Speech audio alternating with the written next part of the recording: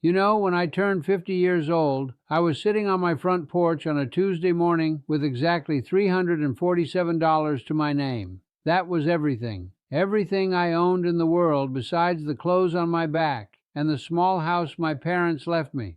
I remember that number precisely because I counted it over and over again that day, hoping somehow it would multiply. It did not. I was broke, I was scared, and I was absolutely certain that my life had already peaked somewhere in the rearview mirror.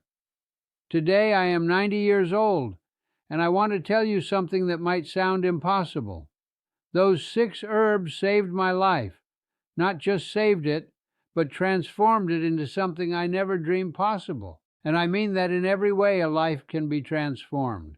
People always ask me, how did you do it? How did a 50-year-old person with nothing become what you are today? And the answer is so simple, so elegant, and so completely within reach for anyone watching this right now that I spent decades wondering why more people do not try. I am here today to tell you exactly what those 6 herbs are, why they worked, and most importantly, how you can begin your own journey tomorrow morning if you want to. But first, you need to understand where I was and why I was there. My entire life before 50 was what we call the golden cage. I had a good job, a steady salary, and everyone told me I was doing fine. But fine is not enough when you are not truly living. Fine is not enough when you wake up every single morning feeling like you are running on someone else's treadmill.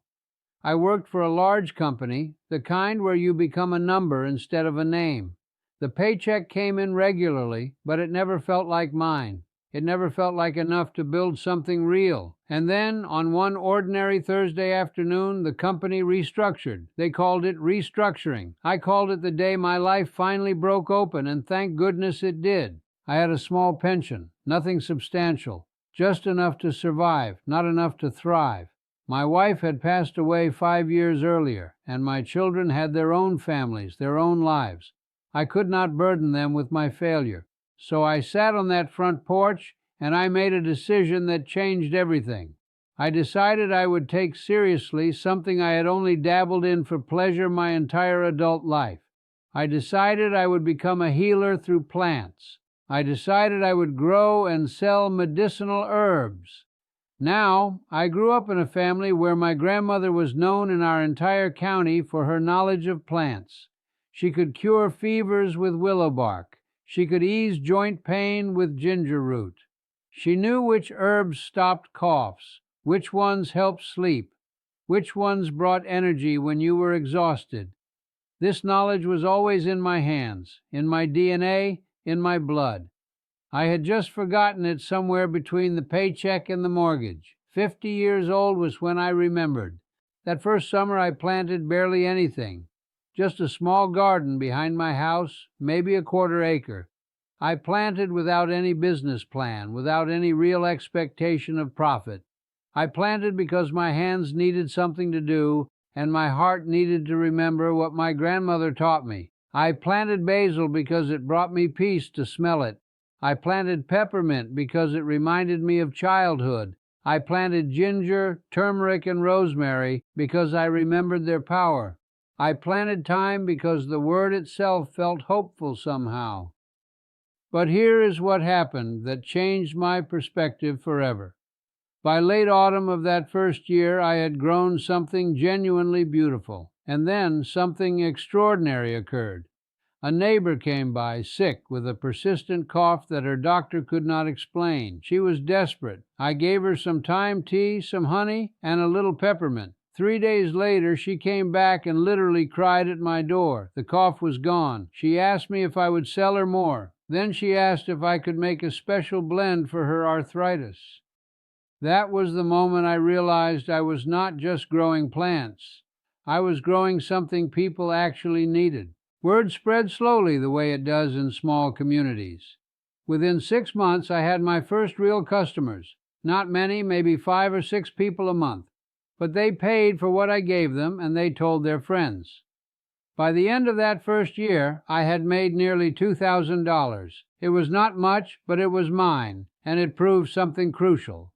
The herbs had genuine value.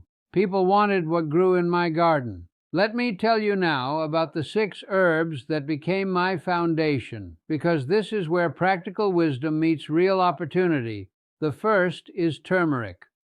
Oh, turmeric! This is the golden root that changed everything for me.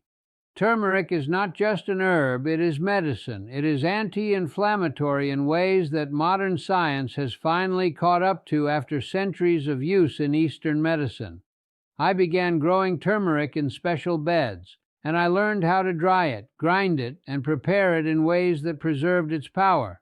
People wanted turmeric for joint pain, for digestive health, for every kind of inflammation their bodies carried.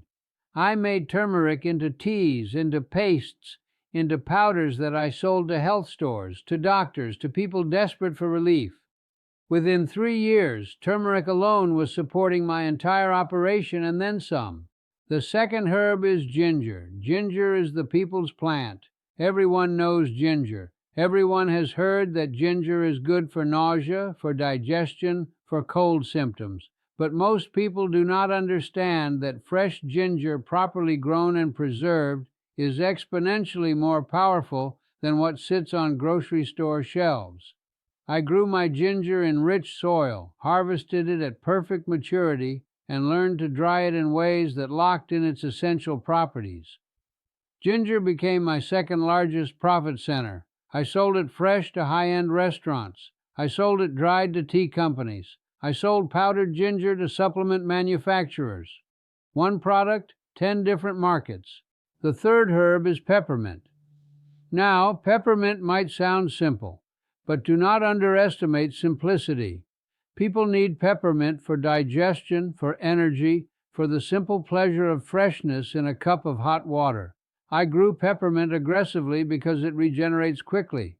I harvested it constantly. I dried it. I made it into tea bags. I created mint blends with other herbs. Hotels wanted it. Wellness spas wanted it. Health food stores wanted it. Peppermint was my volume player. Not the highest profit margin, but consistent, reliable income every single month. The fourth herb is rosemary. Rosemary is memory, and I do not mean that poetically. Rosemary actually improves cognitive function. It improves blood circulation. It improves mood. It is antimicrobial and antioxidant. As people grew older, as the world grew noisier and more demanding, they searched desperately for natural ways to keep their minds sharp. Rosemary became my prestige product. I worked with a marketing professional to position it as a brain health herb. I sold it to supplement companies. I created rosemary-infused oils. I made rosemary skincare products. The profit margin on rosemary products was beautiful. The fifth herb is thyme. Thyme is the small herb with enormous power. It is antimicrobial, which means it fights infection. It helps with respiratory health. It aids digestion. I grew thyme in abundance and dried massive quantities. Thyme became an ingredient that other herbalists wanted to buy from me. I supplied other small herb operations. I sold to pharmaceutical companies studying natural remedies. Thyme taught me something crucial, which is that sometimes your product is not your end customer. Sometimes you are a supplier to other businesses, and that channel is just as profitable, sometimes more so. The sixth herb is ashwagandha. Ashwagandha came later, maybe 3 years into my operation, but it became perhaps my most profitable herb. Ashwagandha is an adaptogen, which means it helps your body manage stress. In our modern world, everyone is stressed, everyone is anxious. Everyone is looking for natural solutions to calm their nervous systems. Ashwagandha became the herb that people paid premium prices for. I grew it carefully, harvested it at precisely the right time, and sold it as powders, as tinctures, as capsules. The profit margins on ashwagandha were remarkable. But here is what nobody talks about when they discuss profitable herbs. It is not really about the herbs. It is about understanding what people need, what people will pay for, and then meeting that need with integrity and quality. I could have just thrown seeds into soil and sold whatever grew. Instead, I learned everything about each plant. I learned optimal growing conditions. I learned harvest timing. I learned preservation methods. I learned about quality control. I learned about storage. I learned about consistency. This is where most people fail. They see an opportunity and they cut corners. I never cut a single corner. By year 5, I was making $50,000 annually. By year 10, I was making $200,000. By year 20, I had built something remarkable. I had established relationships with supplement manufacturers across 3 states. I had contracts with restaurants, with wellness centers, with health food stores. I had hired people to help me grow and process. I had built infrastructure. I had reinvested profits into better growing systems, better drying equipment, better storage. I had created something that had real value in the market. But the money was never the point, you understand. The money was just a consequence. The point was that I had taken something my grandmother taught me, something that lived in my hands and my memory, and I had turned it into a real business that helped real people feel better. Every jar of turmeric that someone took for their arthritis and felt relief, that was success. Every cup of peppermint tea that someone drank when they were anxious and felt calmer, that was victory. Every person who started taking ashwagandha for stress and reclaimed their peace, that was what made me wealthy. Let me tell you what I learned about business from the humble perspective of an old man who started with nothing. First, you must understand your customer. You must know what they want, what they fear, what they hope for. You must listen more than you talk. Second, you must provide genuine value. You cannot fake quality. People know the difference. Your reputation is built on whether your product does what you say it will do. Third, you must be consistent. If someone buys from you, they should know they will get the same quality, the same freshness, the same care every single time. Fourth, you must be patient with growth. I did not become a millionaire overnight. It took decades. But decades of small, consistent steps create mountains. Now, I know what you might be thinking. You might be thinking that this was easy for me because I grew up knowing about herbs. Let me be very clear. This is not true. Many people grew up with this knowledge and never did anything with it. What I did that was different was I took action when I was facing desperation. I acted despite fear. I acted despite my age. I acted because I had nothing left to lose. That is the secret that nobody wants to hear.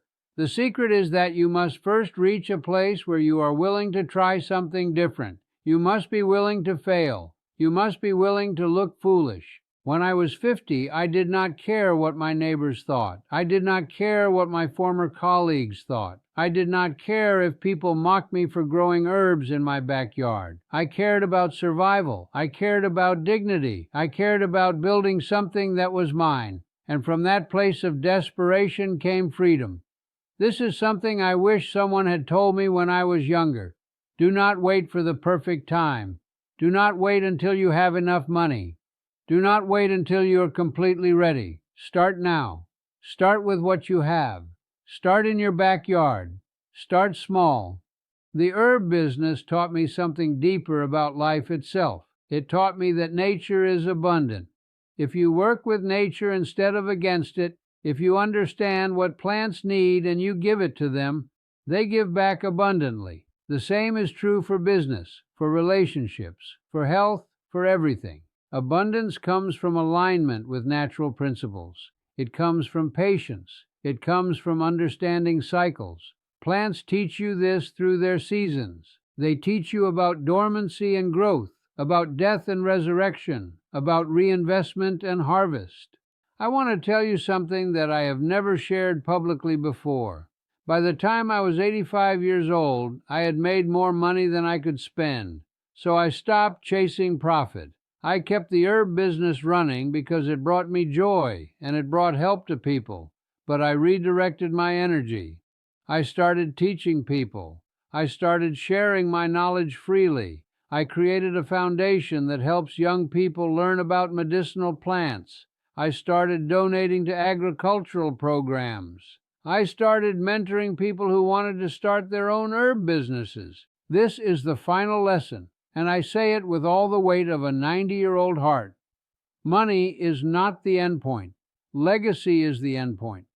What are you building that will outlast you? What knowledge are you protecting, preserving, and passing forward?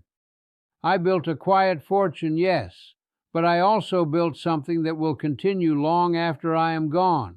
My grandchildren now grow herbs. My students have their own successful operations. The knowledge that my grandmother gave to me and that I gave to the world continues to flow forward.